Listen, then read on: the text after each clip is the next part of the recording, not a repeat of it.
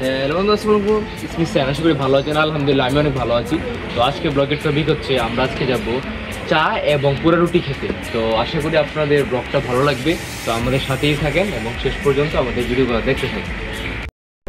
তো গাইস, আমরা এখন যাচ্ছি করিমগঞ্জ চা এবং পুরা রুটি খাওয়ার জন্য। ওইখানে শুনেছি পুরা রুটি এবং মালাই চা অনেক বিখ্যাত, অনেক নাকি মজাদার।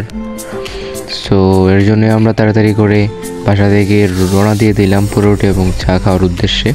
তো আমাদের সাথেই থাকেন এবং শেষ পর্যন্ত আমাদের ভিডিওগুলো দেখতে থাকেন। আশা করি আপনাদের ভালো লাগবে এবং ভালো লাগলে অবশ্যই লাইক, কমেন্ট, শেয়ার এবং সাবস্ক্রাইব করতে ভুলবেন না।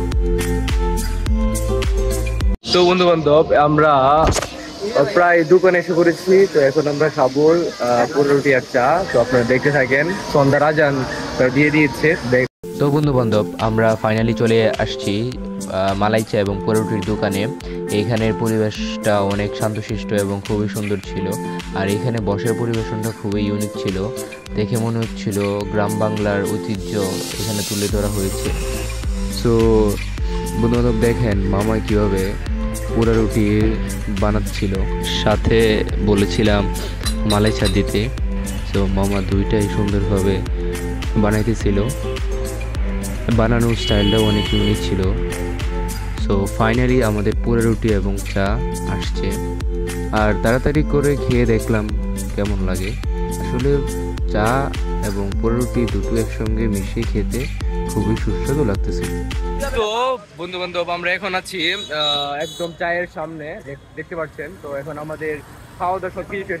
আমরা এখন বাসার দিকে রওনা দিব। সন্ধ্যা হয়ে গিয়েছে। সন্ধ্যা হয়ে গিয়েছে, তাই ভাবলাম তাড়াতাড়ি করে বাসার দিকে রওনা দিয়ে দেই। আর যাওয়ার পথে ভাবলাম এই রাতের অন্ধকারে কিছু ভিডিও ক্যাপচার করে নিই। তো বন্ধু, আমরা আজকে ব্লগটা এই পর্যন্ত। আশা করি ভালো লাগবে। আর অবশ্যই ভালো লাগলে অবশ্যই লাইক, কমেন্ট, শেয়ার এবং সাবস্ক্রাইব করতে ভুলবেন না। তো আমাদের সাপোর্ট এবং লাইক, কমেন্ট, শেয়ার করবেন। তো আল্লাহ হাফিজ গাইস, আসসালামু আলাইকুম।